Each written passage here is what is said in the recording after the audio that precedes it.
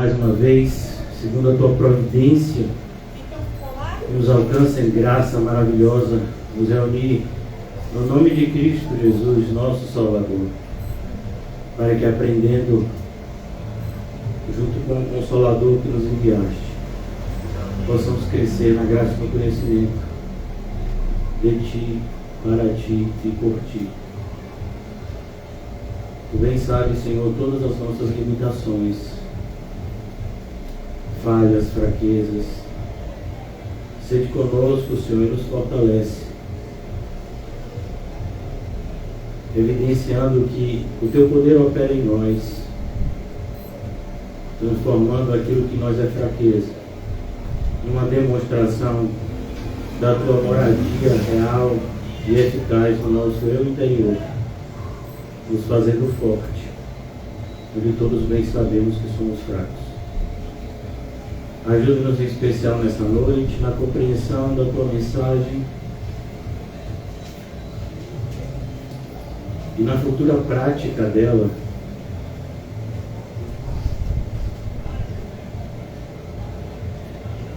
Ajuda-nos, Senhor, como igreja, a vivermos de tal forma que sejamos testemunhas vivas da Tua mensagem. Agradecemos, Senhor, mais uma vez por essa noite bendita e que seja frutífera, Senhor. Em nome de Jesus, amém e graças a Deus. Amém, irmãos. Hoje nós vamos tentar concluir o capítulo 7 de Atos e nós não vamos dar o mesmo título das últimas 11 mensagens, mas o título de hoje é A Grande Viagem. E eu gostaria de convidar vocês a abrirem comigo em um livro, em uma passagem, no livro de Jó, para que a gente possa ter uma breve introdução. Livro de Jó, Jó capítulo 1.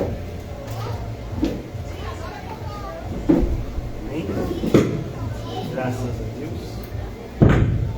Graças a Deus. Eu acho que é a Bíblia. Jó capítulo 16.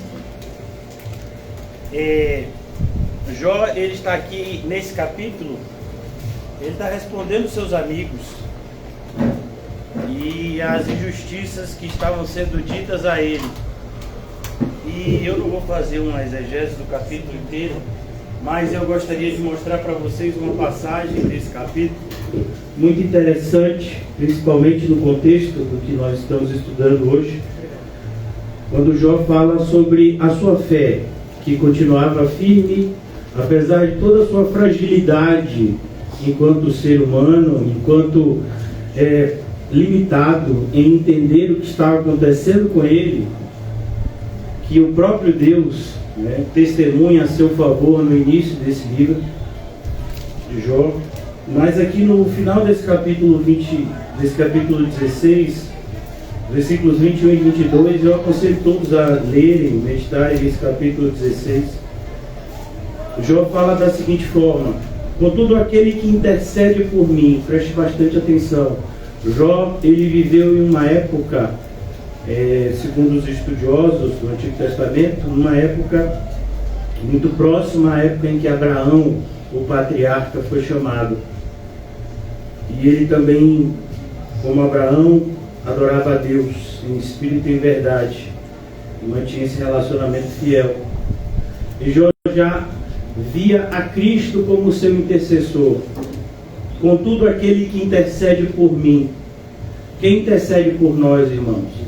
Cristo. Ele é o único capaz de interceder entre nós e Deus. Defende a minha causa diante da presença de Deus. Jó 16. Jó 16, 21. 21. Vocês estão pensando que passagem? Jó 16, 21. Contudo, aquele que intercede por mim defende a minha causa diante da presença de Deus com a disposição fraterna de um verdadeiro amigo. Perceba quanto tempo isso aconteceu antes de Cristo. E os termos que são usados: a Cristo, verdadeiro amigo, fraterno. Jó 16, 21. Talvez a tradução de vocês não está assim, né? Mas essa é a King James. Alguém pode dizer a tradução? Alguém pode ler? Para que ele mantenha o direito do homem contra o próprio Deus. O meu está assim: para que ele mantenha o direito do homem contra o próprio Deus. Amém. Então, versículo 22. Vocês têm o versículo 22? Ainda bem. Afinal, mais alguns anos apenas. Está assim também? E partirei para a minha última viagem. E é o título da nossa mensagem de hoje: a grande viagem. A última viagem é justamente o momento que Estevão está passando, que nós iremos meditar na noite de hoje, o martírio de Estevão. Afinal, mais alguns anos apenas e partirei na minha última viagem, aquela da qual ninguém retorna. Está assim também de vocês? Ou tem alguma tradução em grego, aramaico, sei lá, né? Que tipo de outro idioma? É por isso que eu gosto muito dessa tradução da King James aqui, eu estou lendo nela.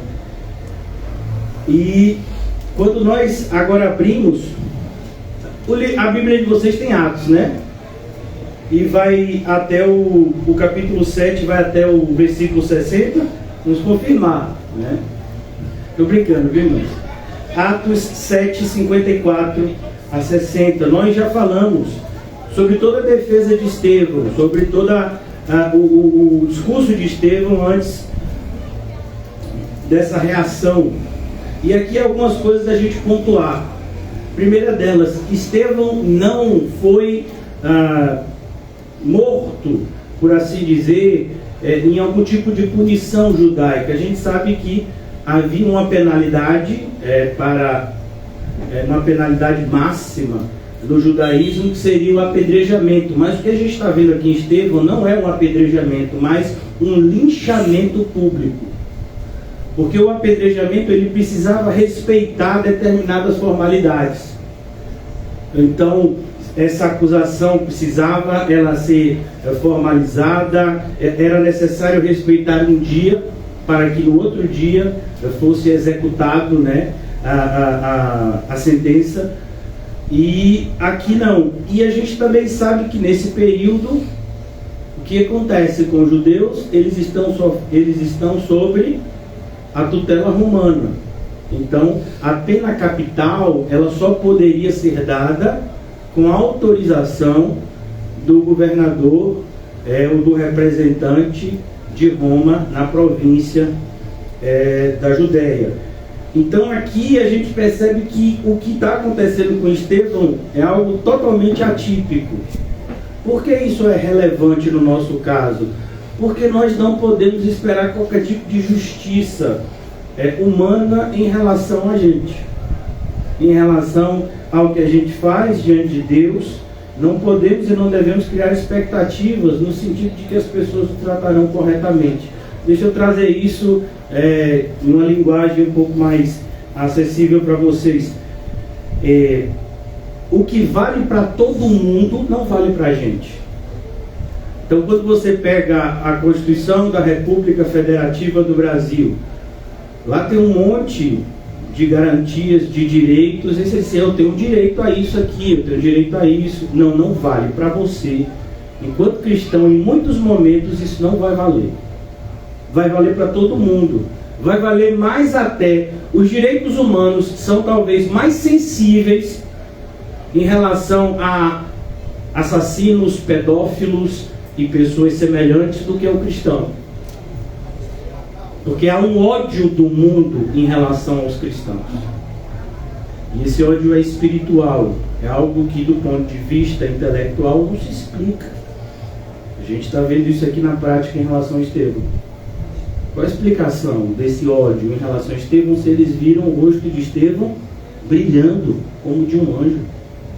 E tudo que Estevão falou aqui está lá na Bíblia deles, que é o Antigo Testamento. Então, por que esse ódio em relação a Estevão? Então, a gente percebe que há essa batalha espiritual por detrás de cada acontecimento da sua vida e da minha. Então, quando a gente entra no ônibus, quando a gente anda nas ruas, quando a gente fala com algumas pessoas, é preciso que a gente tenha ou se esforce para manter esse entendimento que aquilo não é algo comum. Nada na sua vida vai ser comum se você é cristão. Então, qualquer pessoa comum sabe como pegar um ônibus. Ele vai entrar, ele vai ficar lá no ponto. Eu acho que tem até um aplicativo que diz o horário que os ônibus passam. Mas não vale para você. Você vai fazer aquilo e talvez no seu caso o ônibus passe direto e nem pare naquele ponto que você está. Mas aqui no aplicativo diz que ele iria parar nesse horário. Não, ele não vai mudar a rota. Porque como cristãos, nós estamos batalhando. E tudo que estiver ao acesso do inimigo para tentar nos prejudicar, ele irá fazer. Mas aqui também é necessário uma ressalva. Por mais que o inimigo tenha esse instinto de nos prejudicar e nos fazer mal, o que Deus faz com esse mal? Transforma em bem. É por isso que a gente não pode permitir que o nosso coração seja contaminado com esse mal. Porque é isso que faz com que o inimigo triunfe, não o mal propriamente dito. Não o fato do ônibus não parar, ou alguém nos prejudicar e nos passar para trás. Não, o que nós não podemos permitir é que aquele fato contamine o meu coração. E é isso que a gente vê aqui na narrativa de Estevão. Estevão é uma demonstração viva do ponto mais alto que a graça de Deus pode levar um ser humano.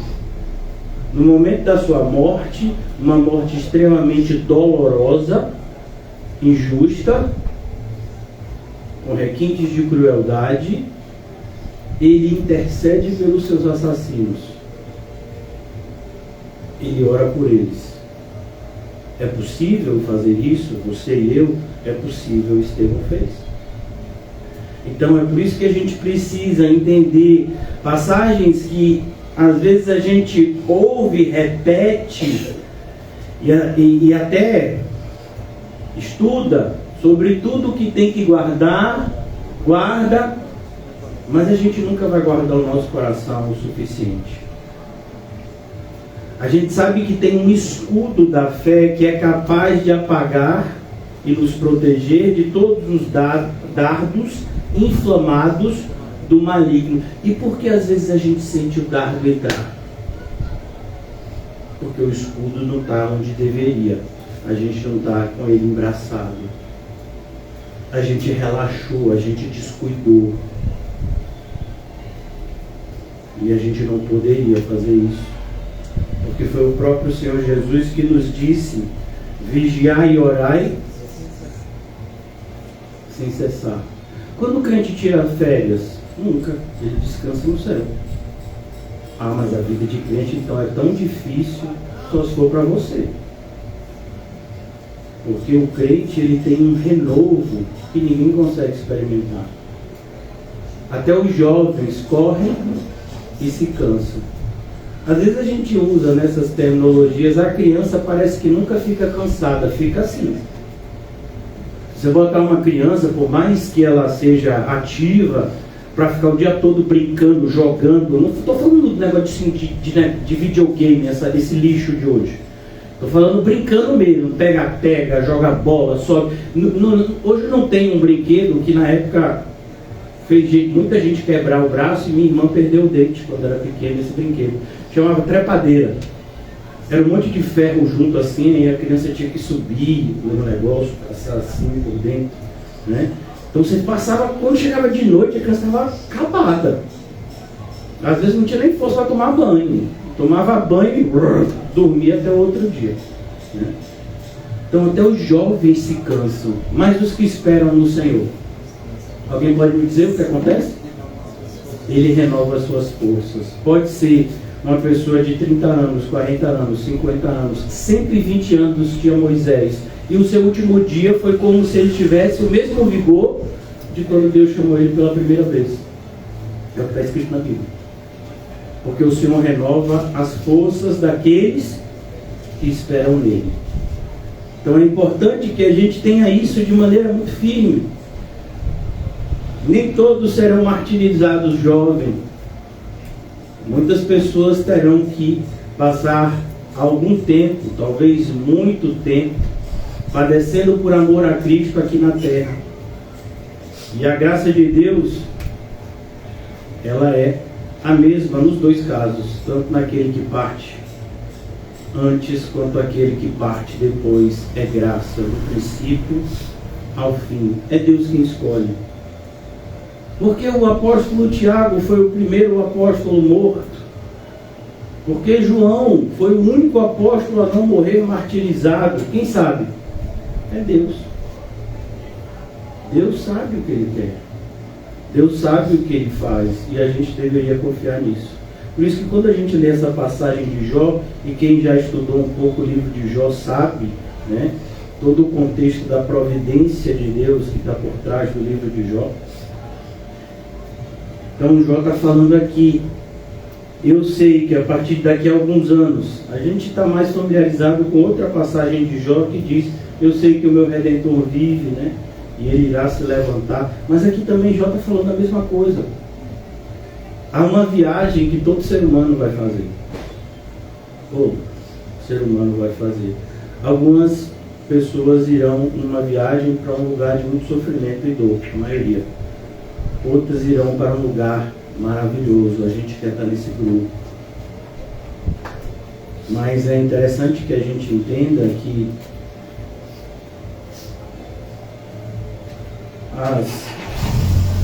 as características de cada grupo respectivo estão já descritas na Bíblia. Então eu não posso viver como um morador do inferno e acreditar que eu vou morar no céu. Eu não posso fazer isso. E se eu fizer isso, eu farei isso a meu próprio risco. Porque a Bíblia delineia de maneira muito clara como vive o morador do céu, como vive o morador do inferno, as suas características. A Bíblia diz: o fruto que é produzido na vida de quem vai morar no céu, a obra que se vê na vida daquele que vai morar no inferno. E esse último momento de qualquer ser humano aqui na terra é uma viagem. Muitos descrevem, né, como um túnel que se abre, né? A gente não sabe se é assim, eu prefiro acreditar como está escrito aqui. Então vamos começar? Eu pensei que já tinha começado. Ouvindo isto, eles enfureciam-se no seu coração. Perceba, irmãos, cada pessoa só pode dar o que tem. É por isso que eu nunca aconselho ninguém a vir para a igreja sem vontade de estar aqui. É a pior coisa que você pode fazer. O seu coração tem que estar aqui para que tenha algum proveito, para que haja algum benefício para a sua vida. Se o seu coração não está aqui, você está no lugar errado. E pior do que isso, você está num lugar onde a sua permanência aqui, e o que eu vou dizer é muito forte, é indesejada, não por mim, por Deus. O que você está fazendo aqui, se você não é daqui? Alguém já leu Mateus 22 ou também na Bíblia de vocês não tem? Aquele homem que vai para o casamento, mas ele não veste as vestes nupciais. E aí o rei passa e diz: vem cá, quem foi que te deixou entrar? Você está fazendo o que aqui? Ah, não, me convidaram. Sim, convidaram você. Cadê suas vestes? Porque está todo mundo com as vestes, só não está você. Então você está no lugar errado. O que o Senhor Jesus diz? Amarra as mãos e os pés e lança nas trevas exteriores. Você percebe a seriedade do que a gente tem, do que a gente está fazendo aqui? Alguns irmãos disseram que foram 76 mil pessoas, não foi? Na Fonte Nova, no domingo, para assistir aquele falso mestre. Eu estava vindo para cá, tinha um outdoor dizendo que foram 82 mil. Ele agradecendo as 82 mil pessoas. Então, quando a gente abre aqui e vê Estevão, a gente não vê aplausos, a gente vê pessoas com raiva. Porque a verdade, essa é até uma frase que o mundo até aceita. Aceita, mas não compreende muito bem, né? A verdade dói. Mas a gente não tem noção de como ela dói e quanto ela dói. Às vezes a gente chega para alguém e diz assim: olha, eu estou com um problema, determinada pessoa está me fazendo muito mal e eu preciso fazer alguma coisa. Realmente, você precisa, você tem que perdoar. Você acha que é isso que a pessoa quer ouvir? Alguém está te fazendo muito mal, alguém está te prejudicando, alguém está às vezes até colocando a sua vida em risco. E aí vai se aconselhar com você, esperando que você, não, vai lá na delegacia, vai assim, faz desse jeito. Não, você arma uma arapuca. Não, você tem que perdoar. Já fez isso? Pois você ora, se tiver que fazer alguma coisa, tomar alguma decisão, né? Deus pode te orientar melhor, mas o perdão, a gente já sabe que tem que perdoar. Não existe nada que as pessoas nos façam que seja imperdoável. Existe um pecado que é imperdoável para Deus, a blasfêmia contra o Espírito Santo. Mas para nós não tem nenhum pecado imperdoável. Muito pelo contrário, há um imperativo que diz: se a gente não perdoa, a gente pode ter certeza absoluta que também não seremos perdoados. Isso não é condicionante não, viu?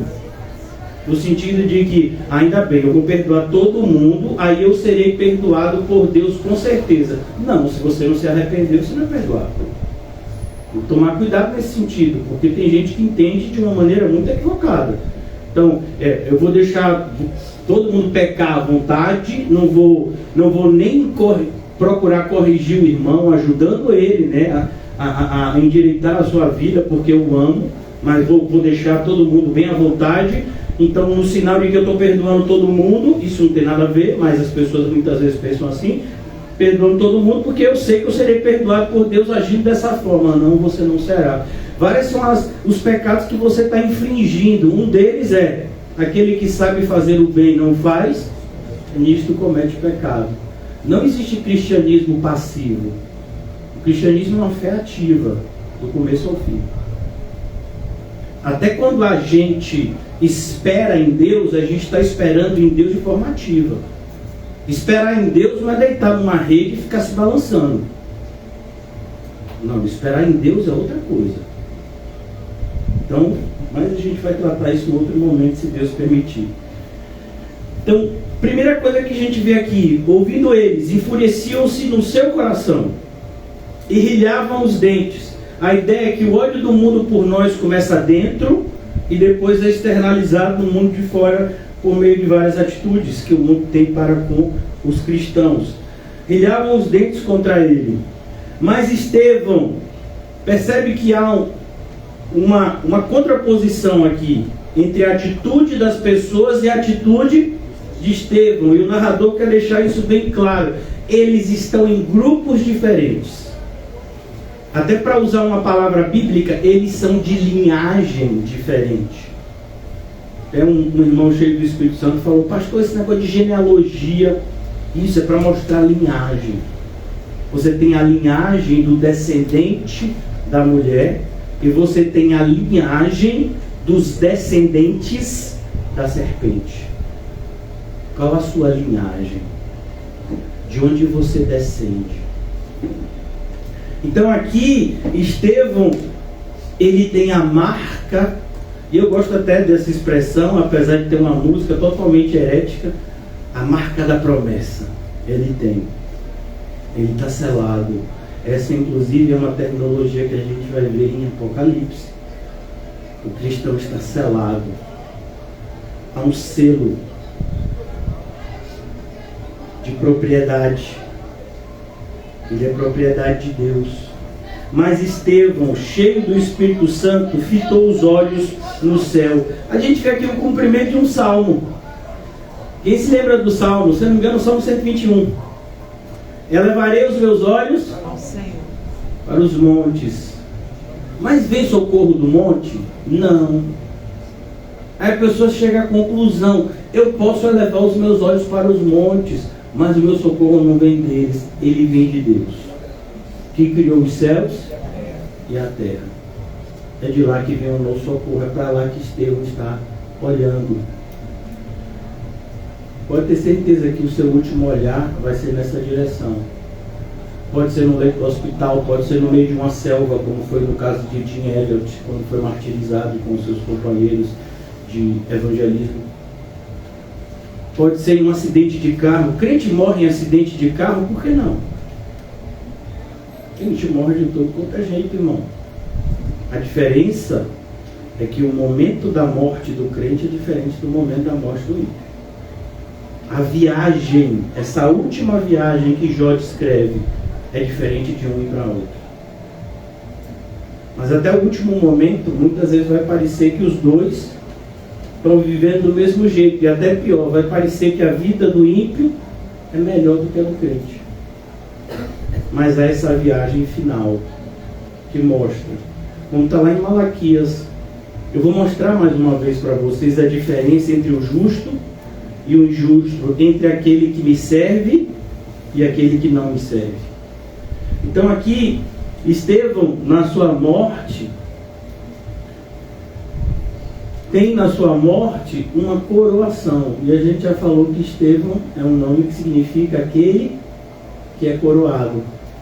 A palavra Stefanos no grego, e o nome de Estevão é grego, significa coroado. Então Estevão está recebendo a sua coroa. A gente já pregou sobre isso. Como o apóstolo Paulo fala, inclusive, também da sua partida dessa forma: olha, eu estou indo receber a minha coroa, Timóteo.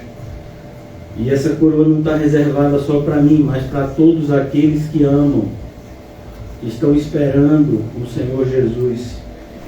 Então a morte de Estevão é a sua coroação. Por isso ele está com os seus olhos fitos no céu, e ele viu a glória de Deus. Toda vez que você vê na Bíblia assim, glória de Deus, entenda a presença de Deus. Porque a ideia dessa expressão glória de Deus é mostrar que a presença de Deus é gloriosa. Então, dizer glória de Deus é a mesma coisa que dizer Deus, ou Deus presente. Então ele viu a glória de Deus, ele viu o Senhor. E o que mais ele viu? E Jesus. E mais uma vez aqui a gente aprende sobre a Trindade. Aqui, duas pessoas da Trindade. Onde é que está a terceira dentro de Estevão? Enchendo ele. Ele está cheio do Espírito Santo. O Espírito Santo é Deus. Então aqui a gente vê a Trindade nesse versículo. O Espírito Santo, Deus, dentro de Estevão, como promessa cumprida, que o Espírito Santo habitaria em nós. Deus em nós faria morada. E a gente vê Estevão olhando para o alto e vendo Deus Pai e Deus Filho ladeando a ele, que estava à sua direita, e disse: eis que vejo os céus abertos. Será que a gente vai ver isso, irmãos? Eu espero que sim. É importante que a gente entenda que aqui é uma demonstração de vários princípios que foram apresentados por Senhor Jesus em relação à vida e à morte do cristão. É por isso, por exemplo, que Jesus disse: de que adianta o homem conquistar o mundo inteiro? Adianta o quê? O que vai adiantar você conquistar o mundo inteiro nesse momento aqui? Você vai olhar para Jesus, o que ele vai te dizer? Ó conquistador do mundo inteiro, entre que você aqui no céu tem um lugar especial. Afinal de contas, você conquistou o mundo inteiro. Você acha que é essa a doutrina de Jesus? Pelo contrário, Jesus diz que todo aquele que tentar salvar a sua vida, e Jesus está se referindo a esse momento. Por mais que o homem tente salvar a sua vida, você já viu alguém com 200 anos? A gente vê pessoas às vezes até com 100 anos, 110, né? Mas irmão, acabou. Tem uma hora. Acabou. Todo mundo vai passar por isso aqui. E aí? Por que tanta vaidade? Por que tanta preocupação com a aparência? Por que tanta preocupação com colágeno, ômega 3? Ah não, eu gosto daqueles hidratantes porque eu não quero que minha pele assim caia. Vai cair. Se não for comida por vermes, né? Ainda tem essa opção. Pode morrer, né? Todo em dias fisicamente, e os vermes vão agradecer, né? Pela alimentação depois que você foi enterrado. Então aqui ele fala da inutilidade de você procurar ter um sucesso meramente terreno, sem colocar como foco na sua vida a jornada celestial. É isso que entristece, né? Qualquer pessoa que pensa ou que tem um raciocínio bíblico, é isso que nos entristece em relação ao movimento evangélico dos nossos dias. Pouco se fala sobre isso. Uma grande viagem. Hoje a gente vê a igreja muito mais como uma espécie de encontro, onde as pessoas são motivadas à autorrealização, do que uma preparação para a nossa subida para o alto. Então as pessoas são sempre motivadas pelos falsos mestres, na sua grande maioria, a buscarem a sua satisfação e usando o nome de Deus, versículos distorcidos. Então Estevão não segue essa direção, por isso nós vemos aqui essa palavrinha, né, que coloca a oposição, mais Estevão, diferenciando ele da multidão que violentamente ia contra ele. Ele olha para os céus, ele vê os céus abertos, mas os céus estão abertos, depende. Você é crente? Pois se você é crente, está aberto. Se você não é crente, para você não está aberto, não. Pastor, eu não aceito isso. Eu acho que o céu está aberto para todo mundo. Irmão, então você vai ter que ter uma conversa com o Senhor naquele dia. Quem sabe, né? Você apresenta um recurso. Apresentar um recurso no tribunal de Cristo. Já vou lhe adiantando que não faz parte, né, do modus operandi. Mas, abra por favor em Apocalipse capítulo 21.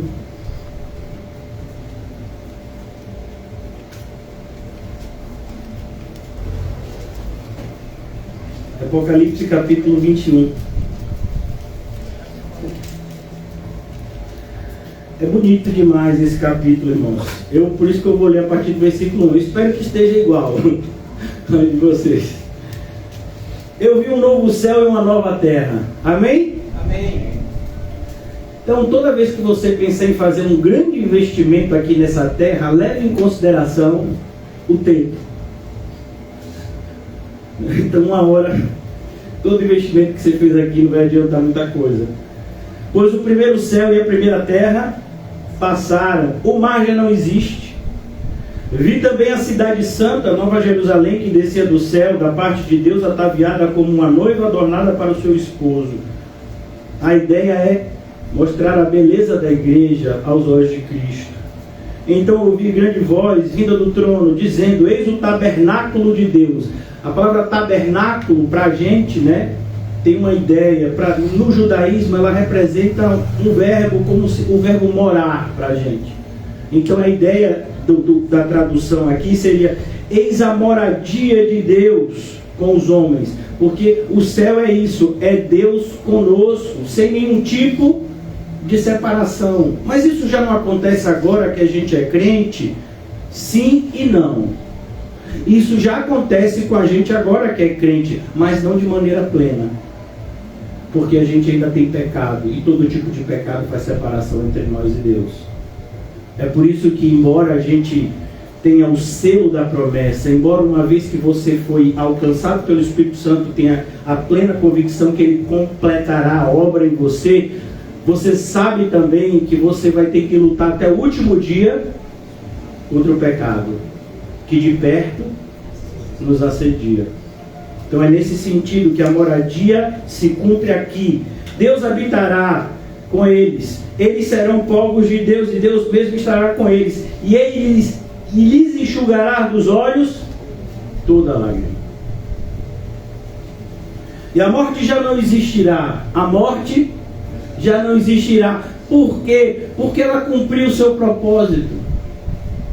Ela te levou onde você deveria ir. E quando você chegar aqui, você chegou no seu destino final.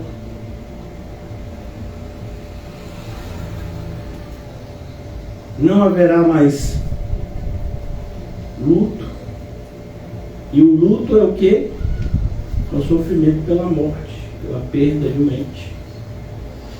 Nem pranto, nem dor, porque as primeiras coisas passaram. Versículo 5: Aquele que está sentado no trono disse: Eis que faço novas todas as coisas. Isso começou com a gente. Por isso o apóstolo Paulo diz: você vai morar nesse novo céu e nova terra? Vou. Então antes analise a você mesmo se você é uma nova criatura.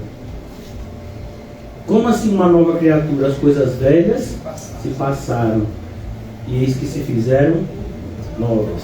Jesus diz que vinho novo não se coloca em odres velhos. Mesmo princípio. E aquele que se está sentado no trono, eis que faço nova todas as coisas, e acrescentou: escreve, porque estas palavras são fiéis. Escreve. E a ideia de escrever é que isso seja lido, que isso seja crido, porque isso vai ser realizado. Aqui nós também vemos a ideia de que você tem que saber disso, e eu também, pois isso é motivador da nossa fé. É a palavra de Deus que mantém a nossa fé onde ela deve estar. A fé vem pelo ouvir, e o ouvir da palavra. Aqui, por exemplo, versículo 6: disse-me ainda, tudo está feito. Chegará um dia em que tudo já vai ser feito. Eu sou o Alfa e o Ômega. O Alfa e o Ômega são a primeira e a última letra do alfabeto grego. O princípio e o fim. Eu, a quem tem sede, darei de graça da fonte da água da vida. Mas preste atenção. O vencedor herdará estas coisas. O vencedor. Então, pastor, se tem vencedor, tem perdedor? Com certeza. Porque toda vez que a gente percebe esse tipo de afirmativa, é porque tem um contraposto. É como, por exemplo, quando o apóstolo Paulo fala o verdadeiro evangelho. Por que ele fala o verdadeiro evangelho? Porque existe um falso. Os falsos mestres, porque tem os verdadeiros. Eu estou dizendo isso porque tem gente, por exemplo, que acha que não tem mais mestre na igreja. Como assim não tem? Deus organizou dessa forma. Parece para algumas pessoas que só existem falsos mestres. Não, existem verdadeiros também. Essa é uma vocação que o próprio Cristo distribui segundo a sua vontade. O vencedor herdará estas coisas, e eu lhe serei Deus, e ele me será filho. Quanto porém, e agora quanto porém? Aqui é a adversativa, como também a gente já percebeu lá. As pessoas estão tendo uma atitude violenta, raivosa, injusta contra Estevão, mas Estevão está em paz, cheio do Espírito Santo. Aqui também a gente vê essa adversativa, porque a ideia é mostrar dois grupos distintos. Então ele diz: quando porém aos covardes, quem são os covardes? Pessoas que na condição de Estevão não teriam o comportamento de Estevão. Não vou falar isso não, vou me matar. Chegar lá na frente do Sinédrio e ficar calado. Depois eu continuo a pregar outro dia, outro local. Então a gente tem que tomar cuidado. Os covardes não herdarão o reino de Deus. Para muitas pessoas o cristianismo parece ser algo relativo. Como assim, pastor? Eu só sou cristão quando isso me é interessante, quando isso me convém. A maioria das pessoas, a atitude infelizmente tem sido essa. Em determinados momentos parece que a pessoa nem sabe que é crente. Ou melhor, faz questão de demonstrar que não é. Por isso que se hoje em dia a gente tivesse uma perseguição, os verdadeiros cristãos vão todos ser presos hoje. Tinha muita gente que ia dormir em paz. Em paz não no sentido da paz de Deus, né? Mas no sentido de, se procurarem qualquer coisa na minha vida, vão perceber logo que eu sou um crente de Araque e vão me deixar tranquilo. Porque essa lei é só contra os verdadeiros crentes. Eu não sou. Todo mundo sabe que eu não sou.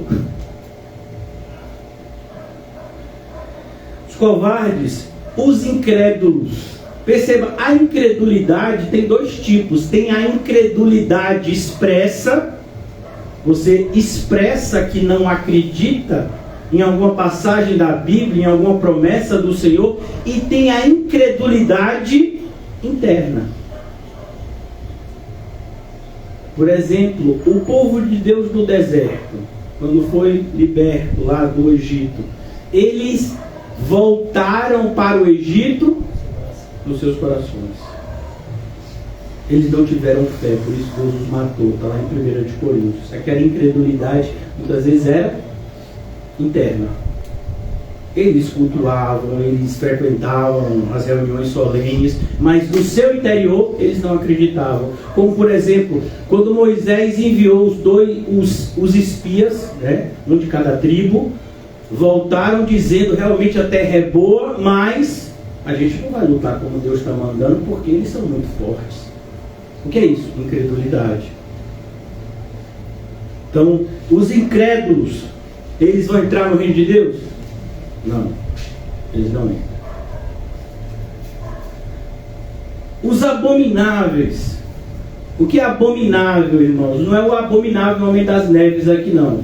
Abominável é algo que você faz e que é uma ofensa muito grande a Deus.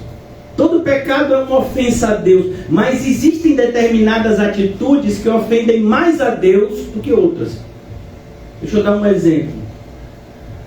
O que incomoda mais a Deus?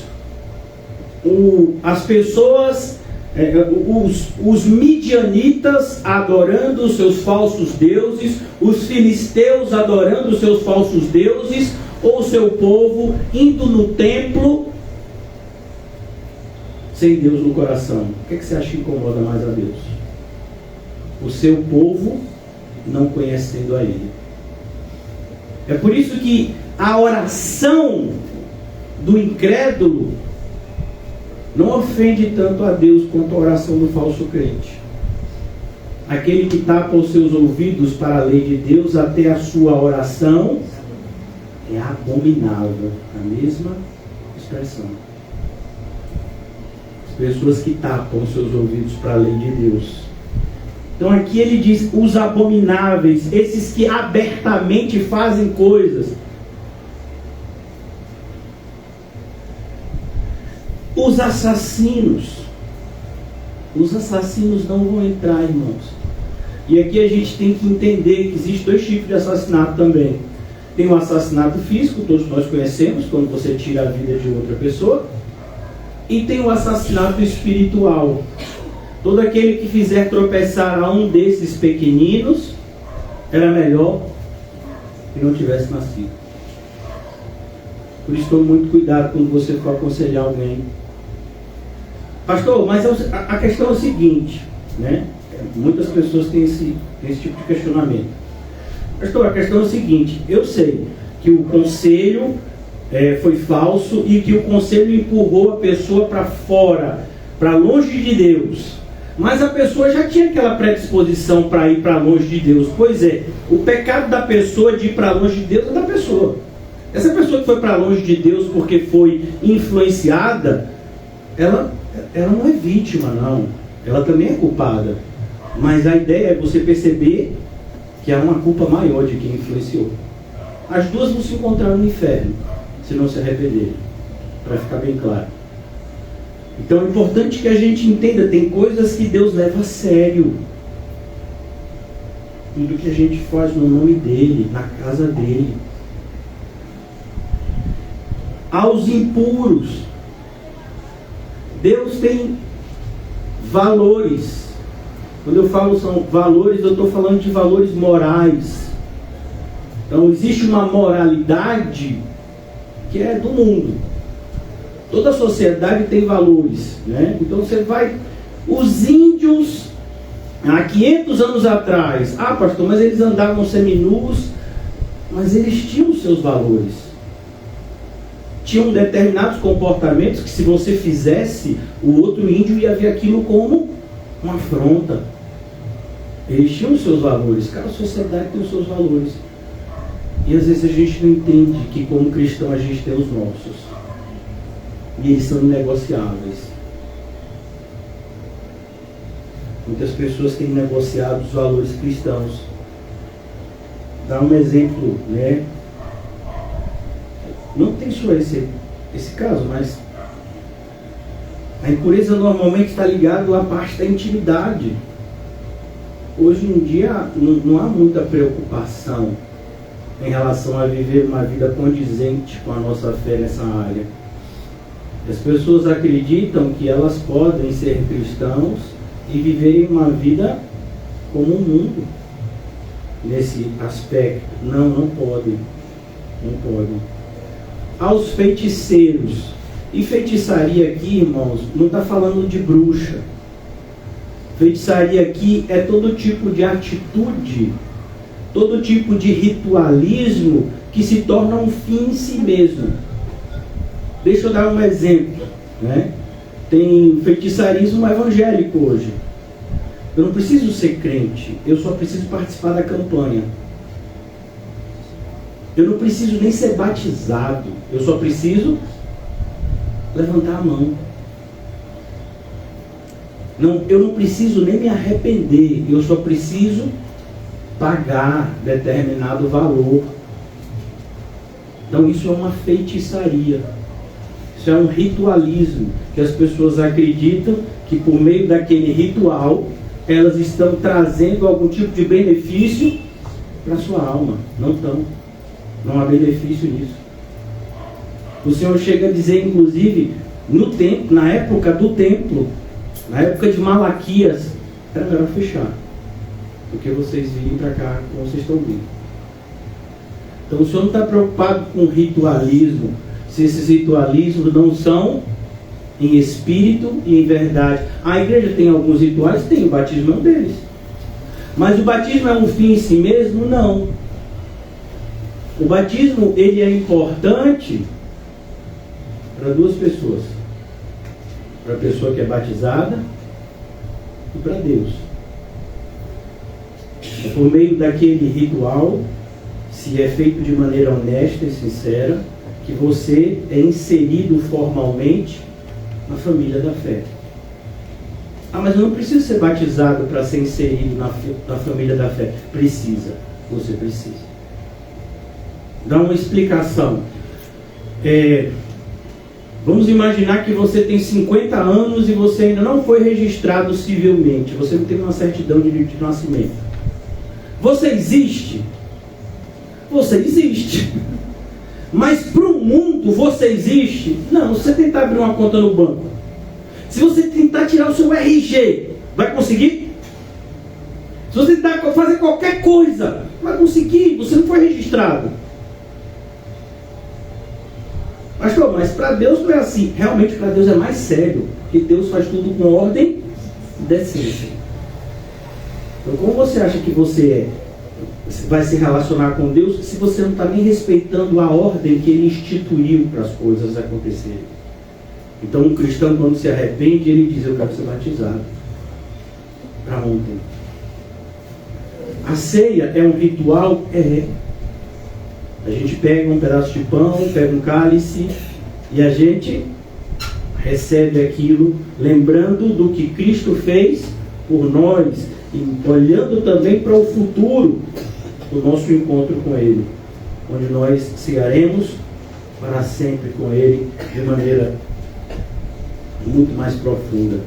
Mas se você ceia sem fé, isso é bênção ou maldição para você? Maldição. Imaginar, por exemplo, pessoas que não são nem batizadas, mas dizem, mas eu quero ceiar, porque eu acredito que se eu ceiar, aquele pão, aquele suco vai me dar força.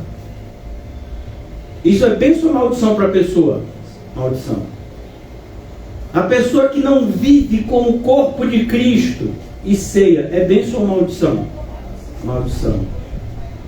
Então, essa postura que o cristão tem que ter. A feitiçaria é quando você acredita no fim, no ritual como um fim em si mesmo.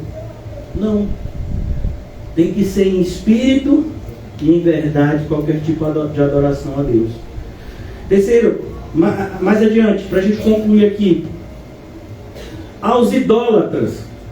E aqui também a gente tem que ver que tem dois tipos de idolatria, e a pior é a segunda. Qual é o primeiro tipo de idolatria? A idolatria que a gente conhece.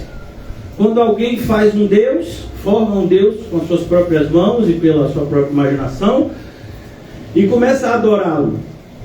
Como, por exemplo, na mitologia grega, né? E a gente vê isso também, infelizmente, no catolicismo. Não, a gente não adora santo, a gente reverencia. Mentira, adora. Se faz pedido, isso é adoração. Então, quando você tem essa adoração, ela é mais fácil de ser identificada, mas existe uma adoração que causa muito mais dano que a adoração interna. Quando você cria um falso Deus na sua mente, no seu coração. E muitas vezes você nem sabe que você é idólatra e nem os outros, mas você é. Dá um exemplo. Você vai conversar com uma pessoa e diz, que coisa terrível, né? Quando Jesus lançar as pessoas que não creem de verdade no inferno. Não acredito nisso não. Eu sou crente, sou evangélico, né? Mas não acredito que o meu Jesus lance ninguém no inferno, ele é de amor. Então esse Jesus que a pessoa crê é um ídolo. Não é o Jesus das Escrituras, porque o Jesus das Escrituras vai lançar as pessoas no inferno. Então as pessoas criam ídolos no seu coração. Evangélicos fazem isso todos os dias. Algumas pessoas conscientemente, outras pessoas inconscientemente, mas o resultado final é o mesmo. Por isso que o apóstolo João, no final da carta, da primeira epístola, o que ele diz? Filhinhos, fugir da idolatria. Então cuidado. Não é para você escolher determinadas partes da Bíblia para acreditar e rejeitar outras. Não funciona assim. Aqui é um pacote fechado. Ou você acredita em tudo, ou você não acredita em nada. Mas acreditar em algumas coisas e rejeitar outras, não funciona assim. Então, para concluir, os idólatras e finalmente todos os mentirosos. Pastor, eu conheço gente no mundo que não mente. Ô, irmão, você pode conhecer gente no mundo que não mente descaradamente. Mas todo mundo mente. A gente mente até pra gente. Não, eu não sou avarento, eu sou econômico. Eu não sou uma pessoa mal-humorada, eu sou uma pessoa reservada. A gente gosta desse tipo de mentira. A gente gosta de dar uma espécie, né, de maquiada naquilo que deveria ser destruído para que a verdade fosse construída. Então, versículo, para a gente concluir aqui, a parte que lhes cabe será onde? No lago que arde fogo e enxofre, a saber, a segunda morte. Então, como foi que a gente começou hoje? O título da mensagem? A grande viagem. Perceba que algumas pessoas farão a grande viagem para o lago de fogo e enxofre. Quando a gente fala de grande viagem, mais uma vez, já falei isso, repetindo, não significa que vão para o mesmo lugar. É como um avião com escalas, né? Então, voltando agora para Atos 7, eu já vou concluir. Hoje eu vou acabar pontualmente. Livrar vocês desse pastor que fica pregando, parece que não tem relógio. Eu vejo os céus abertos e o Filho do Homem em pé à destra de Deus. Versículo 57, eles porém clamando em alta voz, taparam os ouvidos. Perceba, eles clamavam em alta voz e ainda tapavam os ouvidos. O que Paulo fala a Timóteo? Que nos últimos tempos, por não suportarem essa doutrina, as pessoas levantariam para si mestres segundo as suas próprias concupiscências e terão como que comichão no ouvido. Então não é só o fato de você tapar os ouvidos, você quer alguém falando algo que você queira. Então são essas duas coisas que o ser humano busca. Aqui ele continua: e unânimes arremeteram contra ele. Contra ele, mais uma vez, mesmo que você não queira, nós estamos em guerra. Por mais que você seja uma pessoa, né, que se identifique como pacífica, que bom, nós realmente não temos inimigos de carne e osso, mas temos uma luta que não é contra carne e sangue, mas contra principados, potestades, hostes espirituais no mal. No momento em que a gente creu em Cristo, nós fomos arregimentados para o seu exército. Então aqui ele diz, eles foram contra ele. E qual é a atitude? Lançando-o fora da cidade. O apedrejamento acontecia lá, mas a gente já falou, isso não é um apedrejamento, isso é um linchamento. O apedrejamento, como pena capital do judaísmo, já falei para vocês, precisava se respeitar. Vou dar um exemplo para você de um apedrejamento do ponto de vista legal do judaísmo. O de Acã. Como foi que Acã morreu? Como foi? Apedrejado. Mas você viu como foi? Ó, vocês vão ficar de hoje para amanhã. Amanhã Deus vai falar quem foi. Não foi assim? Então, era daquele jeito que era para ser. O de Estevão não foi. Foi uma espécie de vingança, de sede de sangue. E lançando fora da cidade o apedrejaram. As testemunhas deixaram suas vestes aos pés de um jovem chamado Saulo. E aqui é importante a gente entender o porquê disso. Número 1, você já viu como o povo se vestia antigamente? Eles tinham uma roupa por normal, né, que era como se fosse o que a gente chamaria de um vestido, né? E por cima se colocava uma túnica, era como se fosse um casaco, né? E esse casaco ele iria atrapalhar no momento do apedrejamento.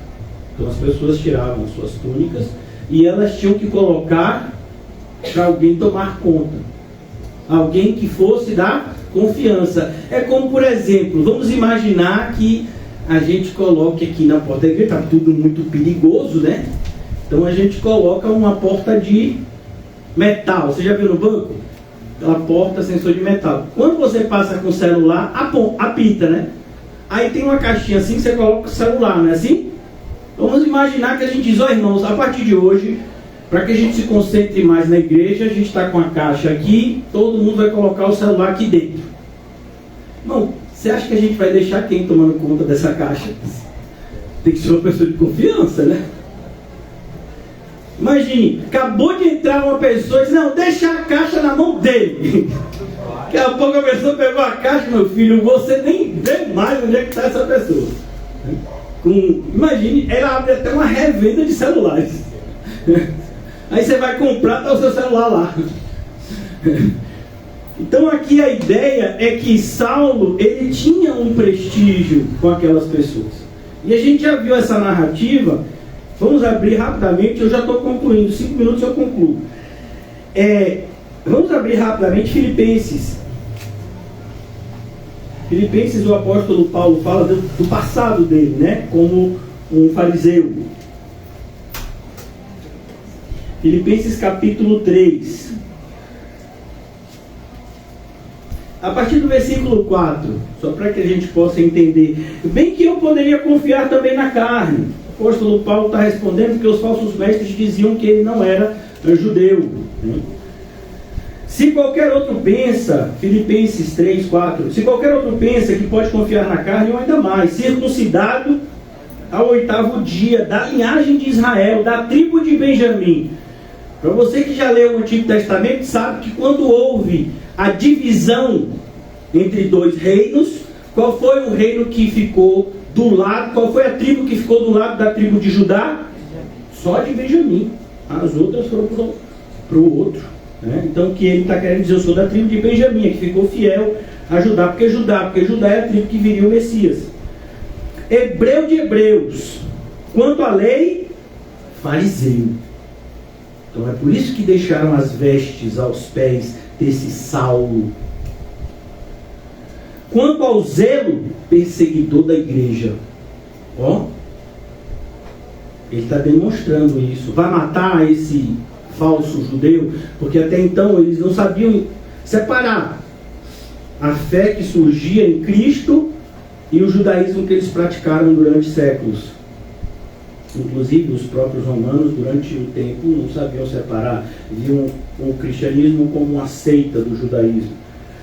Então aqui ele diz, sim, quanto ao zelo perseguidor da igreja, quanto à justiça que há na lei, irrepreensível. Não, vamos deixar a capa, vamos deixar na mão de Saulo. Irrepreensível. Esse camarada estudou aos pés de Gamaliel. Ele entende o que a gente está fazendo aqui. Então, isso que eu gostaria de dividir com vocês, para que você entenda que o que Lucas traz aqui na narrativa de Estevão é justamente para mostrar Saulo, como ele era. Tanto que logo depois vai mostrar Saulo perseguindo a igreja. Então, ele era respeitado entre os seus párias. E lançando, eles deixaram as suas vestes aos pés de um jovem chamado Saulo. E jovem aqui não é uma pessoa de 18 anos. Os judeus chamavam de jovem todo aquele que tivesse menos de 30. A gente não sabe qual é a idade de Saulo nesse momento. Mas abaixo de 30 é jovem. Por isso que eu sou idoso, eu já tenho 43. Então, abaixo de 30. Versículo 59. E apedrejaram Estevão. E chegou. Já pensou? E apedrejaram Estevão. Mas a gente já falou, o apedrejamento de Estevão foi o que para ele? Uma coroação. Ele está sendo coroado. Dentro de alguns instantes ele vai fechar os seus olhos e ele vai para o céu. O primeiro a chegar lá. Não foi nenhum apóstolo, foi um que servia às mesas. Lembra que Jesus falou, aquele que der um copo de água fria a um servo meu, não deixará de receber a mesma recompensa. A gente faz às vezes distinção, né? Não, fulano faz assim, fulano faz isso assim que não é tão importante. Deus não faz. Deus faz distinção de comportamento. Fulano está fazendo isso de maneira correta. Você viu como ele varre o chão? A gente fala muito de Lutero, mas você sabia que uma das coisas que Lutero fazia de melhor era limpar o chão? Quem já viu o filme dele? Lutero estudava, Lutero orava, Lutero tinha embates com o mal assim, né? Parecendo um maluco de noite.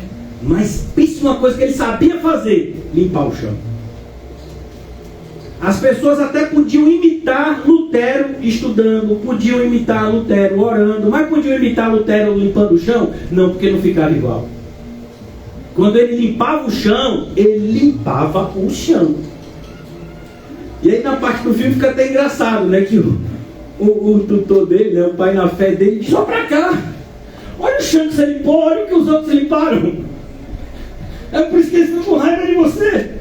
Eles não sabem né? Eles têm que sujar o seu para o deles não ficar parecendo assim, né? Que não foi feito nada. Porque o cristão ele tem que ser assim. Se você for fazer algo, tem que ser de verdade. Pastor, eu recebi um chamado de Deus. Qual é? Eu vou organizar as cadeiras da igreja. Aí talvez você pense, meu Deus, mas que bobagem. Você que está pensando assim, Deus não pensa não. Já pensou um irmão assim? Não. Eu já peguei a metragem, vai dar para colocar cadeiras assim, e ele vai pensar, não, mas Senhor, eu quero que todos os irmãos consigam visualizar da mesma forma. Sabe? É uma coisa tão simples, arrumar cadeira, mas na mente daquele que faz aquilo para Deus não é simples.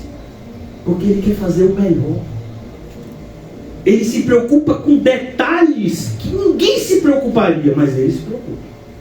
Porque ele quer fazer o melhor. E ele quer que Deus saiba. E ele sabe que Deus vai saber. Que muitas vezes ele passou a noite em oração. Senhor, como eu arrumo a igreja? Senhor, eu vou lavar as cadeiras. Como eu lavo? Ah, mas lavar cadeira é uma coisa assim tão boba. Para você, para quem é crente, não. Senhor, qual o produto? Como deve ser feito? Qual o horário melhor? O melhor é para Deus. Deus não aceita restos. Então, porque às vezes a gente pensa que a pessoa preparou um bom sermão. Não tem sermões bons. Tem verdadeiros e tem falsos. A gente que dá importância, por exemplo, à eloquência, a pessoa que fala bonito, a pessoa que de repente tem uma metodologia e que fala de forma que as pessoas conseguem compreender, né? Isso é bom. Mas isso vai fazer com que todos creiam? Não, de jeito nenhum. Você acha que os judeus, quando mataram Estevão, eles entenderam o que Estevão falou, sim ou não? Sim. Senão eles não se sentiriam ofendidos. E por isso mataram ele. Então aqui eles vão até Estevão e eles apedrejam Estevão, que invocava. E o que é a palavra invocar? Significa pedir a presença. É como você chamar alguém. Você vai lá na casa de Mateus, e lá na casa de Mateus moram algumas pessoas, né, filho? Tem gente que mora de um lado, tem gente que mora do outro, não é assim? Como um condomínio. E aí você bate lá, Mateus! Por quê? Porque você quer falar com quem? Com Mateus. Tem outras pessoas que moram lá, mas você quer falar com quem? Com ele. Invocar-se de chamar. Agora você vê, o católico, ele reza a Ave Maria, não é isso mesmo? A segunda parte da Ave Maria diz o seguinte: Santa Maria, Mãe de Deus, rogai por nós pecadores, agora e na hora da nossa morte. Você já pensou um católico morrendo? Pastor, não fale essas coisas, pastor, até agora estava tranquilo, deixa essa religião dos outros para lá. Ô irmão, covardes entram. Isso é para dizer para você, como eu, que tem um parente católico, que ele não está indo para o céu. Ah, mas a Bíblia é igual. O Novo Testamento é igualzinho. Pois é, o Novo Testamento é igualzinho. A Bíblia não, tem uma alteração no Antigo. Mas o Novo Testamento é igualzinho. Eles não estão indo para o céu? Não. Não estão. Quem você acha que eles vão clamar no momento da morte? Peça à mãe que o filho atende. Essa é a mentalidade 100% dos católicos. Não é 99% não. Rogai por nós. Você sabe qual é a reza mais feita pelos católicos? Ave Maria. Alguém já ouviu falar num algo chamado terço? Para cada 10 Ave Marias, um Pai Nosso. Qual a reza que eles mais decoram? Ave Maria ou Pai Nosso? Ave Maria. Rogai por nós pecadores agora e na hora da nossa morte. Imagine, clamando, Maria, me ajuda, vou morrer, Santa Maria, Mãe de Deus. Não tem nada a ver com isso, porque você está me botando nisso. Eu mesmo fui salvo por ele. Talvez ela respondesse assim. Parece uma ofensa aos católicos, não é, porque é verdade. E se eles estudarem a Bíblia, o Novo Testamento deles, que é igual ao nosso, eles vão saber que é verdade. Ah não, mas para os católicos tem o que se chama tradição papal. As encíclicas papais têm o mesmo peso da Bíblia. Mas não deveria. Porque na própria Bíblia, que eles também admitem o Novo Testamento, não se deve ter qualquer acréscimo ao texto sagrado. Então eu estou falando isso para exemplificar. Tem pessoas que vão clamar na hora da morte. Imagine um espírita na hora da morte, esperando o túnel que vai levar para ele a uma espécie de hospital. Você já viu como é o céu do espírita? Ele morre aqui na terra, chega lá numa espécie de hospital, e para o pessoal orientar ele nessa nova etapa da vida, se ele não for essas coisas todas, ele volta. Se ele for, tiver vivido bem, ele vai para um outro plano melhor. Imagine o espírita achando que vai reencarnar, e aí entendendo que vai passar a eternidade inteira no inferno. Pastor, todo espírita vai para o inferno? Vai. Mas por que os outros pastores não falam assim? Porque ninguém quer ser odiado. Já pensou? Alguém está assistindo isso aqui? Você viu outra pessoa que está esperando para o inferno? E vai para onde, irmão? Me diga para onde ele vai. Não, mas quem somos nós para dizer? Nós somos mensageiros de Cristo, embaixadores. Como se Cristo reconciliasse o povo com Deus por meio da mensagem que Ele nos entregou. E a gente se acovarda? Porque a gente tem alguma pessoa que é espírita perto e gosta? Aí não fala a verdade. Cuidado. O amor exige sacrifícios. Você vai falar coisas para as pessoas que você ama que elas vão te odiar. E a grande demonstração de amor é essa. É você amar uma pessoa a ponto de aceitar que ela te odeie. E você continua amando. Um verdadeiro pai, uma verdadeira mãe faz assim. Se eu tiver essa atitude, meu filho vai me odiar. Mas é a correta? É. Então você tem que fazer. Você tem que amar ao ponto de que, mesmo que a pessoa te odeie, isso não vai mudar em nada o seu amor por ele. Isso é amor. O resto é hipocrisia. E o mundo gosta de hipocrisia. Então, concluindo. Apedrejavam Estevão, que invocava e dizia: Senhor Jesus, recebe o meu. E é bonito porque Jesus, quando estava entregando a sua vida, ele orou e disse: Pai, em tuas mãos entrego o meu espírito. Aí você diz: Estevão fez a mesma coisa. Fez, mas entregou o espírito na mão de quem?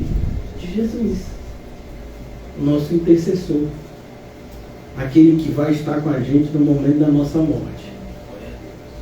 Por isso que é tão importante que a gente ande com ele em vida, porque quando chegar o momento da morte, ele vai estar do nosso lado.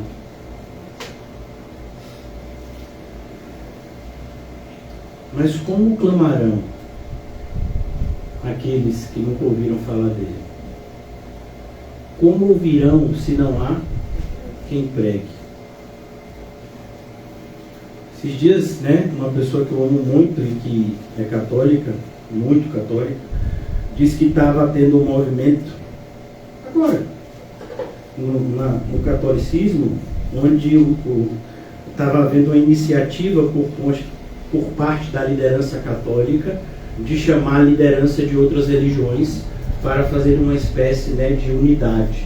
A gente ouviu falar disso porque esse Papa Francisco começou essa ideia alguns anos atrás, mas isso aconteceu de maneira mais visível na última reunião dos arcebispos do Brasil, que foi recente, chamando as lideranças evangélicas, islâmicas, de várias religiões para desenvolverem algum tipo de religiosidade comum. É possível isso? De forma alguma. Luz e trevas não se comunicam. Pastor, mas tem um monte de pastores, principalmente esse pessoal de igrejas grandes, eles estão gostando dessa ideia. É claro que eles estão gostando. A falsidade é a mesma. A gente já falou aqui talvez uma centena de vezes que a verdade é uma só, mas o engano são milhares. Satanás não tem compromisso com um tipo de mentira. Não. Ele pode desenvolver milhões, centenas de milhões de mentiras, mas a verdade continua sendo uma só. Então você tem um universo de mentiras e uma verdade. Muitas pessoas não conseguiram ainda chegar a essa conclusão tão clara na Bíblia. Recebe o meu espírito, Senhor. Meu espírito. Percebe que é claro que a gente tem que cuidar do corpo, mas o cuidado que você tem do seu corpo, com o seu corpo, necessariamente precisa ser muito menor do que o cuidado que você tem com sua alma. Por quê? Porque o seu corpo, ele vai ficar. Você não vai levar ele. Vai ficar aqui e vai se deteriorar. Mas o seu espírito, entende espírito aqui como aquilo que nos identifica com o Senhor. Às vezes a gente chama de alma, né? E por isso que está com E minúsculo. Ele vai estar diante de Deus. No milésimo de segundo, a Bíblia chega a dizer que é um piscar de olhos. Não é nem um segundo. A gente às vezes diz assim, o que acontece com você um segundo após a morte? Não, é menos que um segundo. Depois você pode até olhar na internet, né? Qual é a velocidade de um piscar de olhos? São milésimos de segundo. Pois é, a Bíblia usa essa terminologia. Um piscar de olhos. A gente está aqui e está lá. Não está mais aqui e está lá. Foi o que aconteceu com Estevão. Então, ajoelhando-se, qual é a atitude de quem está sendo apedrejado? Ô irmão, você já viu alguém sendo espancado? Se você nunca viu, né? É porque você não assiste Se Liga Vulcão ou esses programas narrando período de carnaval. Então, quando uma pessoa está sendo espancado, a tendência dele é ficar como se fosse numa posição fetal, né? Isso é até inconsciente, porque você fica naquela posição para preservar o máximo possível do seu corpo, né? Você está sendo chutado, pisado, né? As pessoas estão te batendo de tudo quanto é gente, você não sabe de onde vem. Então a tendência é você ficar naquela posição para se autopreservar. Estevão fez isso? Não, ele se ajoelhou. Sabe, a gente está vendo aqui que está indo na contramão da natureza humana.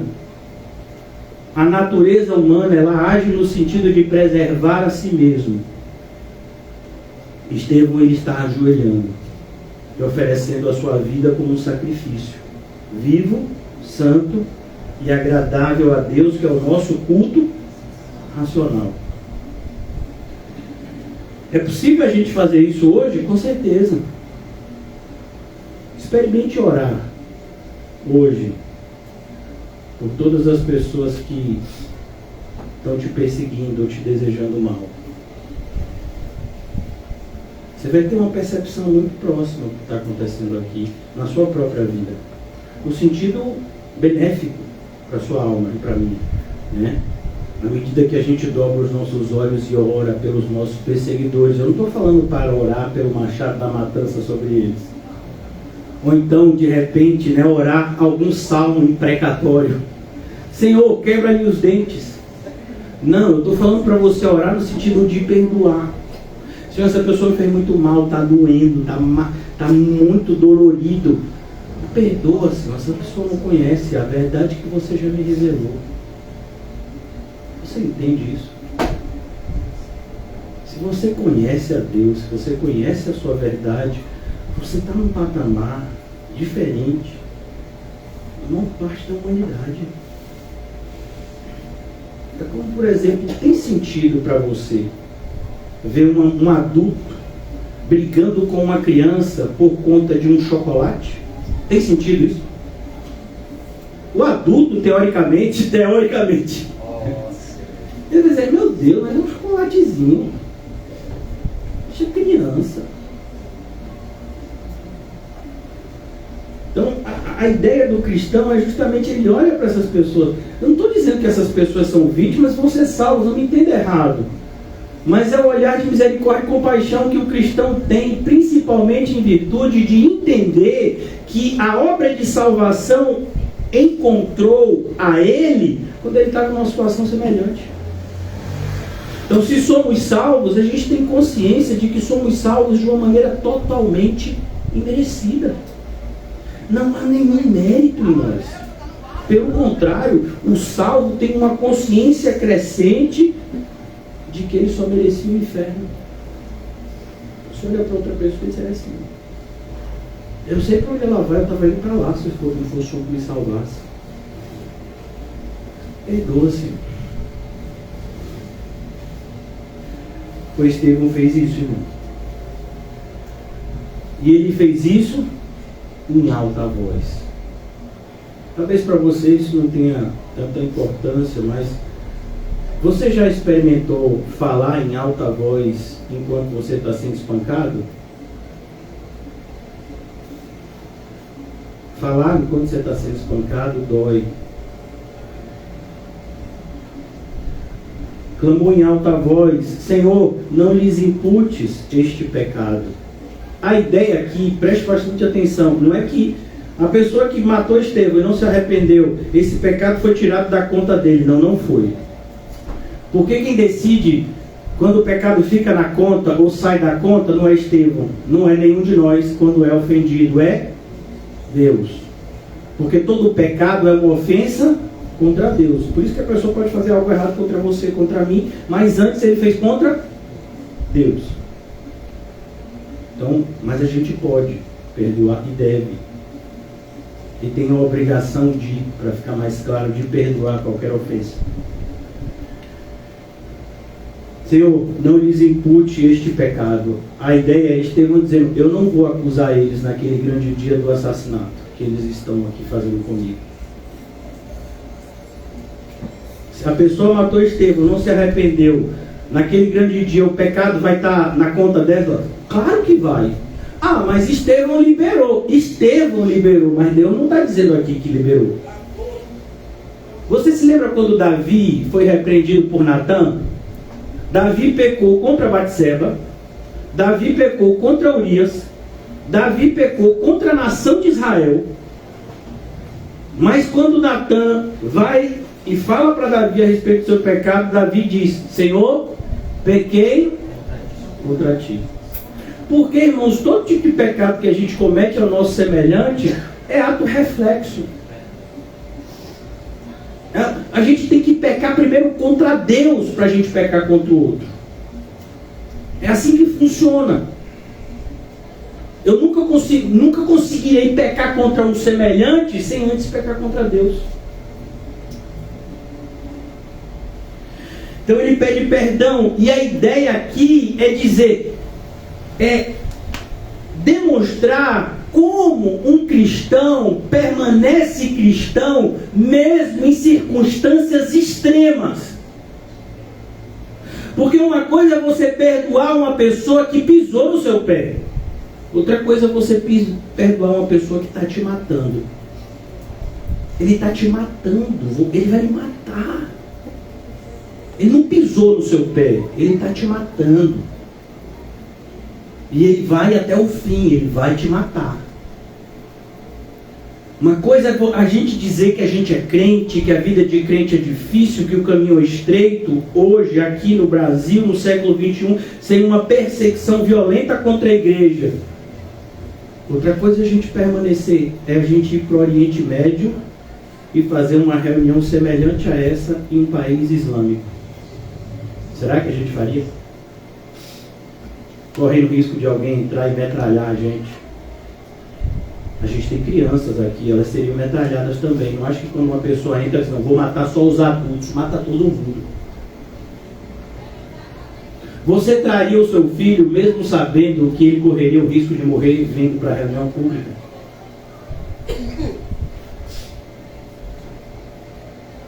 Quem é fiel no pouco, vai ser fiel no muito. Esse é o princípio aqui. Quem é Estevão? O que serve às mesas.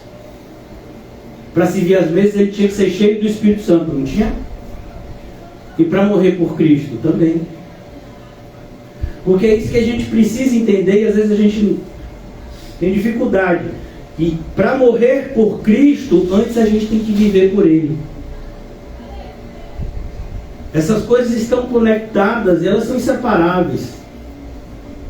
A gente percebe hoje muitas pessoas falando sobre puritanismo, sobre a história dos mártires, porque a igreja foi perseguida em muitos momentos da história. Mas essas mesmas pessoas que pregam, elas vivem como se estivessem de férias. A pessoa faz uma pregação sobre isso, depois vai assistir um jogo de futebol. Mas como assim? Você tem vivido Cristo? Olha o que eu disse, não é vivido por Cristo, porque Paulo vai além. O viver é Cristo. A ideia é que a minha vida se confunde com a de Cristo. E eu não sei mais onde é Cristo e onde é eu. Aí a morte é lucro. Estevão está sendo coroado. É um exemplo, é como uma pessoa que correu uma maratona e aí ela tem aqueles momentos de descanso, de hidratação, se enxugar, às vezes troca até a roupa, e aí ele vai para a premiação. Quando a pessoa sobe lá no pódio, ela está feliz ou infeliz? Feliz. Essa é a ideia. A morte para o cristão é esse momento de coroação. A gente sofre por um irmão em Cristo que foi para o céu, sofre, mas Paulo diz, cuidado. Para os Tessalonicenses, ele escreve 1 Tessalonicenses 4. Olha, cuidado para você não estar aí chorando, parecendo desesperado por um irmão que morreu na fé, porque você vai se encontrar com ele daqui a pouco. E você vai bater um mau papo. Já pensou lá no céu, alguém chegou antes, e aí como foi? Ele vai te apresentar. Ó, ali, aquele lugar ali, ó, a Rua de Ouro ali, ó, direita. Se você quiser chegar no rio mais perto, você vai por aqui. Ele vai chegar antes da gente. Ele foi para onde? Para o céu. E você quer ir para onde? Para lá também. Então vamos se encontrar, a gente está indo para o mesmo lugar. O problema é que tem gente que está indo para o céu e tem gente que pensa que está indo para o céu e não está indo para lá não. E aí? Vai se encontrar? Não, não vai. Então aqui para a gente concluir, ajoelhando-se, Senhor, não imputes este pecado. Com essas palavras, adormeceu. A ideia, ele fechou os olhos, acabou. E adormeceu aqui, irmãos, a gente sabe que tem uma teologia falsa, né? Uma heresia imensa, né? Que é propagada por algumas seitas, de quando a gente morre, o corpo fica dormindo, junto com a alma, o sono da alma. Não, não é isso que a Bíblia diz. Logo depois da nossa morte, a gente se encontra com Cristo. A gente já viu isso em Mateus 16. Hebreus 9 e muitas outras passagens eu trouxe aqui, mas o tempo não vai dar para falar tudo hoje. Talvez a gente fale algo sobre isso no próximo encontro, Deus o sabe. Mas para que a gente possa concluir, entenda que quando Lucas está escrevendo aqui, ainda em conexão com tudo que a gente está lendo, ele termina assim: e Saulo consentia com a sua morte. Por que isso é tão importante nessa narrativa de Estevão? Em vários livros cristãos, documentários que a gente até já passou na igreja, você vai encontrar a seguinte frase que é atribuída, se não me engano, a Tertuliano, um cristão dos primeiros séculos, e ele dizia que o sangue dos mártires era a sementeira da igreja, era o que fazia a igreja crescer. A morte de Estevão não somente beneficiou Estevão no sentido de que ele foi para o melhor lugar que ele poderia ir, mas beneficiou também o mundo inteiro. Porque é a partir da morte de Estevão que começa a segunda etapa na história da igreja. Lembra-se que o Senhor Jesus disse: vocês vão pregar em Jerusalém, depois em Samaria, e depois é aqui que começa. uma segunda etapa. A morte de Estevão deu início a uma grande perseguição, e essa perseguição deu início a um espalhar-se dos cristãos, e à medida que eles se espalhavam, levavam consigo o Evangelho, e as pessoas iam crendo e sendo salvas em outras regiões. Percebe que tudo coopera para o bem? Tudo. Se você é crente, o maior mal que as pessoas podem fazer a você e a mim, Deus vai fazer cooperar para o bem. Então, Saulo consentia com sua morte. Olha a importância de se perdoar. A pessoa que hoje pode ser aquele que se identifica como seu maior inimigo, porque você não tem inimigos de carne, pode ser um grande aliado amanhã. É um dos benefícios do perdão. De você tratar as pessoas da mesma maneira que somos tratados pelo Senhor. Isso é ser igreja, irmãos. É por isso que ser igreja para muitos é tão difícil, porque é ato contínuo de perdoar e amar. Quem? Aquele que não merece. Por quê? Porque se a gente merecesse o perdão e o amor, aí a gente não estava seguindo o exemplo de Cristo. Cristo não perdoou quem merecia. Você merecia ser perdoado? Eu não. Cristo não me ama porque eu mereço, porque eu não mereço ser amado. Mas, pastor, você é cristão, né? Eu me considero como um cristão verdadeiro, mas ainda assim eu não mereço o amor de Cristo. Porque toda a veracidade do meu cristianismo é imperfeita. A ponto de uma pessoa que viveu de uma forma talvez muito mais separada do que a que eu estou vivendo hoje, ele disse: eu preciso me arrepender até do meu arrependimento, que eu vejo muitas vezes é tão superficial. Isso é um cristão crescendo na graça e no conhecimento de Cristo. É preciso que haja um despertamento para que a gente saia dessa zona de mediocridade que a gente vive como cristão, onde até o frequentar reuniões se torna um fardo.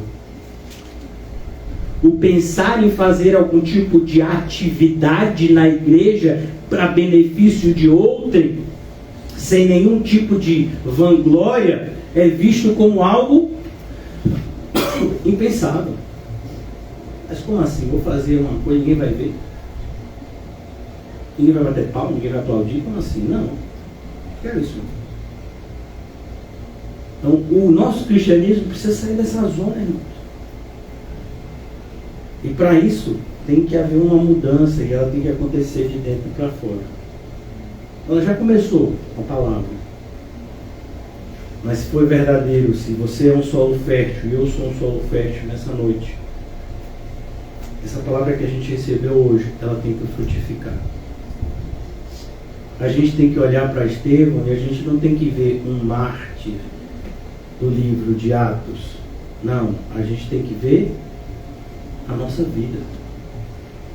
É assim que a gente tem que viver, a serviço de Cristo e enxergando a nossa própria morte como a nossa coroação.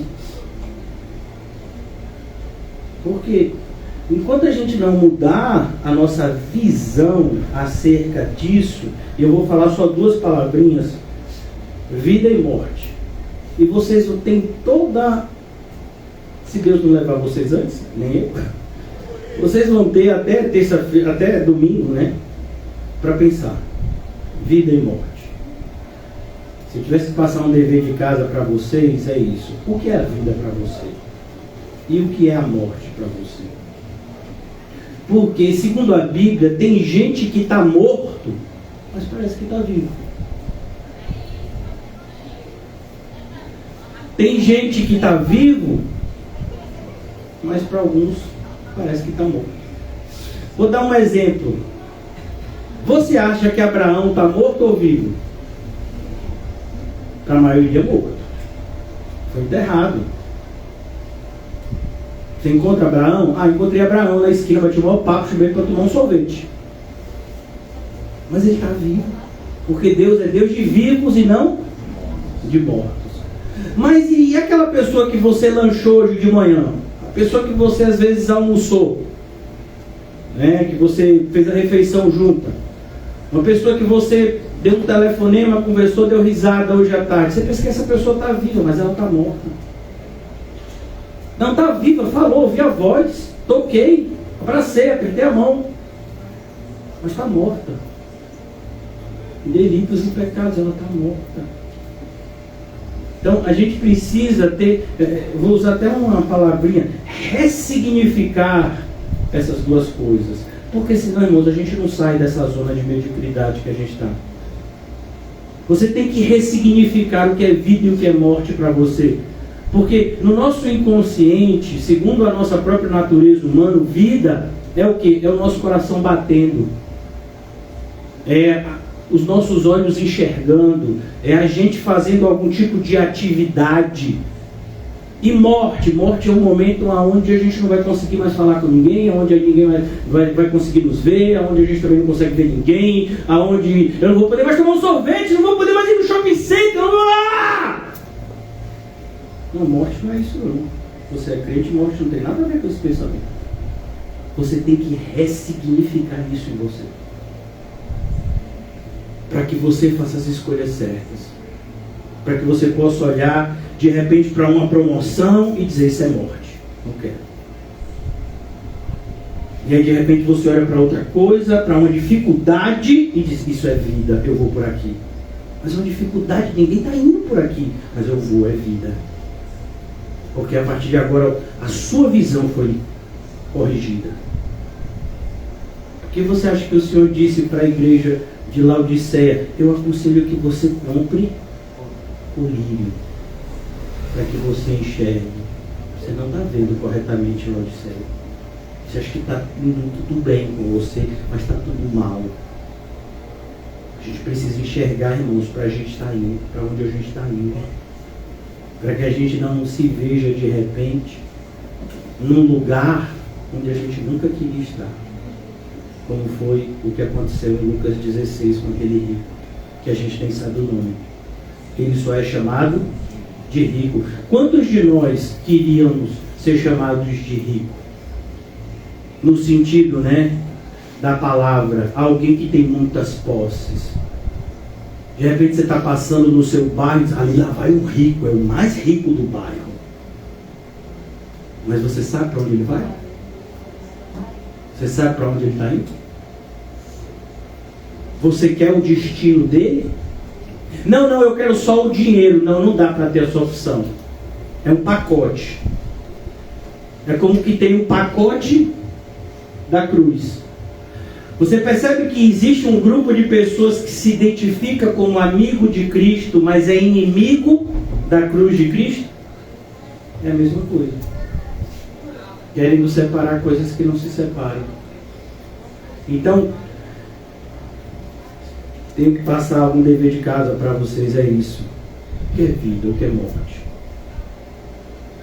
Será que de fato você está vivo? Será que a sua vida é vida mesmo? Ou você só está aproveitando alguns poucos instantes antes da segunda morte chegar? Porque a primeira morte, irmãos, é só uma viagem. É a segunda morte que é o problema. Que a gente possa pensar sobre isso. E que esse pensamento que a gente tem sobre essas verdades, tão claras nas Escrituras, de fato, possam ser vistos nas nossas escolhas diárias. A ponto de alguém perguntar para você: mas por que você está tomando essa decisão e esse caminho que é tão desfavorável para você? Desfavorável para você? Aí você vai responder: você está vendo só uma parte. Pela graça de Deus eu estou vendo o todo. Você vê uma dificuldade, eu vejo uma oportunidade. Mas por que você não está aceitando isso? Vai ser tão bom para você. A mesma resposta, só que é diferente. Você está vendo o benefício, você não está enxergando a maldição que vem junto. É como uma pessoa que recebe uma caixa de chocolates envenenado. Ela está olhando a caixa de chocolate, ela já está imaginando comendo cada um deles.